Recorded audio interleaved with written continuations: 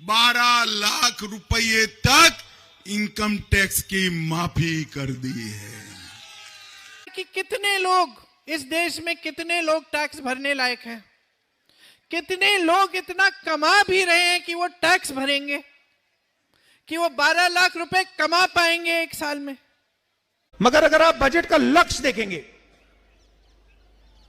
तो हिंदुस्तान का धन 20-25 अरबपतियों को देने का है।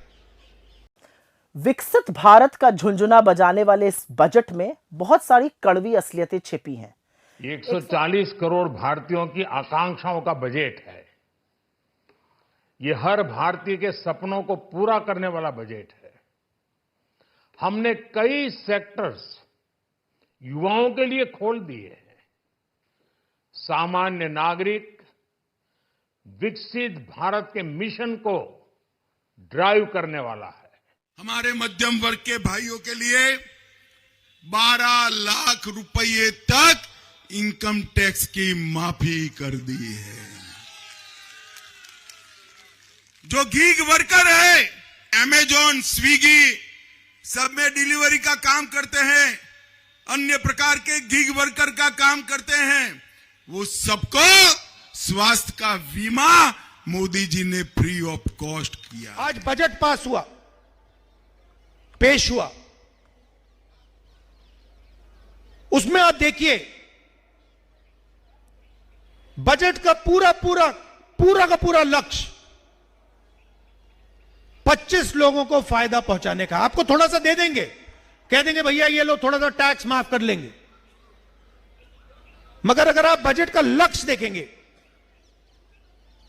तो हिंदुस्तान का धन 20-25 अरबपतियों को देने का है। जो सरकार महाकुंभ और हिंदुओं का सबसे बड़ा ये त्योहार माने, पर्व माने या ऐसी जो आयोजन है वो माने, उस आयोजन को नहीं कर पा रहे हैं तो वो क्या दुनिया में अर्थव्यवस्था बन पाएंगे? क्या दुनिया में वो अर्थव्यवस्था में अपने आप को खड़ा दिखाई देंगे? क्या वो बात करेंगे हम विकसित भारत की यही परिभाषा है कि आपका लोगों को स्नान न करा पाए? यही विकसित भारत की परिभाषा है। आज लोग संसद में बजट की चर्चा हुई, ठीक है, इन्होंने कहा मिडिल क्लास के लिए ये जो टैक्स का स्लैब है इसको 12 लाख तक कर दिया, 12 लाख तक मुफ्त है, टैक्स नहीं होगा, ठीक है। लेकिन कोई इनसे पूछ रहा है कि कितने लोग इस देश में, कितने लोग टैक्स भरने लायक हैं, कितने लोग इतना कमा भी रहे हैं कि वो टैक्स भरेंगे, कि वो 12 लाख रुपए कमा पाएंगे एक साल में? मैं बताती हूं, 7 करोड़ लोग, लेकिन 135 करोड़ जनता टैक्स नहीं भर पा रही है। 135 करोड़ जनता इतना कमा ही नहीं पा रही है। आज आप सुबह उठते हैं, आपकी हर चीज पे जीएसटी का टैक्स है, हर चीज पे, दांत मंजन पे है, दवाइयों पे है, स्कूल की वर्दियों पे है, मोजे जूतों पे है, किताबों पे है, हर चीज पे जीएसटी का टैक्स है। खास तौर से जिनकी छोटी छोटी दुकानें हैं, जो अपना छोटा बिजनेस चलाते हैं, वो समझ रहे हैं मैं बात क्या कर रही हूं, कि जीएसटी को लेकर किस तरह से छोटे बिजनेस भी खत्म होने के कगार पे हैं, क्योंकि हर चीज पे टैक्स है, हर चीज महंगी हो गई है।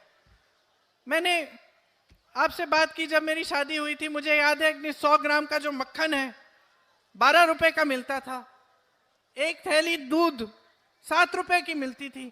आज बताइए, आज तो 75 रुपए से ज्यादा हो गया है।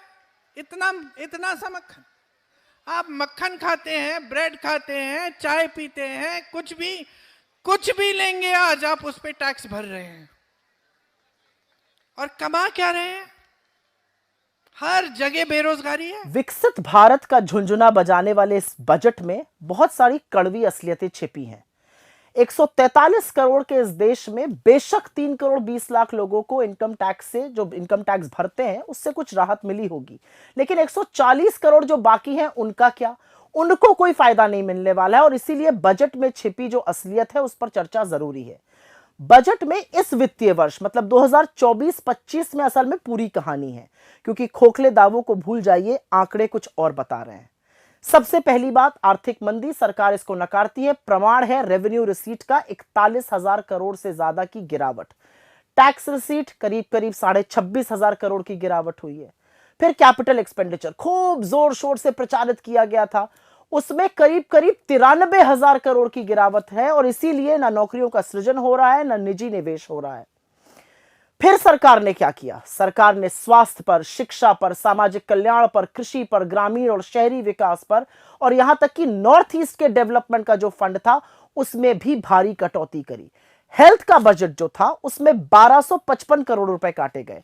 एजुकेशन में तो करीब 11,500 करोड़ काट दिए गए। सोशल वेलफेयर में 10,000 करोड़ से ऊपर काटे गए। एग्रीकल्चर, कृषि में करीब 11,000 करोड़ काटे गए। रूरल डेवलपमेंट में 75,000 करोड़ की कटौती हुई। अर्बन डेवलपमेंट में 19,000 करोड़ की और नॉर्थ ईस्ट का फंड करीब 1,900 करोड़ रुपए से काटा गया। एक बात और है, मोदी जी वाकई में आदिवासियों से, दलितों से और पिछड़ों से चिढ़ते हैं। उनके विकास के फंड और उनके स्कॉलरशिप की असलियत अब आप सुन लीजिए। प्रधानमंत्री अनुसूचित जाति अभ्युदय योजना में 1,340 करोड़ रुपए कम खर्च हुए। PM young achiever scholarship award, जिसमें पिछड़ों को, सामान्य वर्ग के गरीबों को, जो पीएम यशस्वी योजना कही जाती है, 455 करोड़ रुपए कम खर्चे गए। पोस्ट मैट्रिक स्कॉलरशिप दलितों के लिए 860 करोड़ रुपए कम खर्चे गए। जो ट्राइबल के डेवलपमेंट का प्रोग्राम था 670 करोड़ रुपए खर्च गए।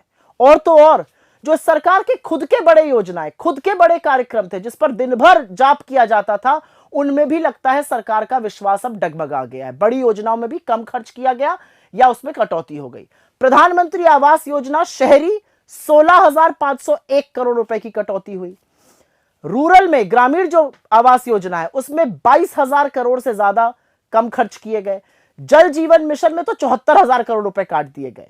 युवाओं को एक बार फिर से धोखा मिला है, क्योंकि जितनी भी रोजगार सृजन की योजनाएं हैं उसमें जो पैसा आवंटित किया गया था वो खर्च ही नहीं किया गया।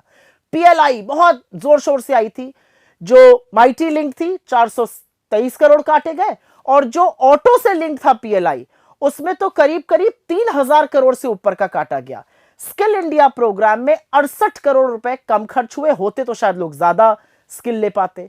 महिलाओं और बच्चों तक को ठग डाला। महिलाओं और बच्चों की तमाम योजनाओं में पैसा काटा गया। प्रधानमंत्री पोषण शक्ति निर्माण पोषण योजना में 2,500 करोड़ रुपए कम खर्च हुए, जबकि इस देश में मालन्यूट्रिशन बहुत ज्यादा है। सक्षम आंगनवाड़ी योजना में 1,100 करोड़ रुपए की कटौती कर दी गई। वात्सल्य योजना में 8100 करोड़ की कटौती करी गई और मिशन शक्ति में 1,695 करोड़ कम खर्चा हुए। और इसलिए यह समझना जरूरी है कि इस बजट में हुआ क्या। विकसित भारत ये जपा जा रहा है, ठीक है। अगर विकसित भारत बनना है तो भारत की जीडीपी ग्रोथ रेट को कम से कम 8% अगले 22 साल के लिए बढ़ना होगा। ग्रोथ पिछले 10 सालों में महज 6% हो पाई है। असलियत यह भी है कि इस बजट में रोजगार के सृजन के लिए, महंगाई को खत्म करने के लिए, ग्रामीण और शहरी विकास के लिए, आर्थिक असमानता को खत्म करने के लिए, मालन्यूट्रिशन को खत्म करने के लिए ऐसी कोई चीजें नहीं है जो सुई की नोक को उठाकर इधर से उधर करेंगी। और इसीलिए झुंझुना बजाते रहिए, लेकिन कुछ तो काम किया होता बजट में। बजट के आंकड़े और सरकार के खोखले दावे वाकई कुछ और कह रहे हैं। और इसीलिए बार बार अदम गोंडवी का वो शेर याद आ जाता है, तेरी फाइलों में गांव का मौसम गुलाबी है, लेकिन ये आंकड़े झूठे और ये दावे किताबी हैं।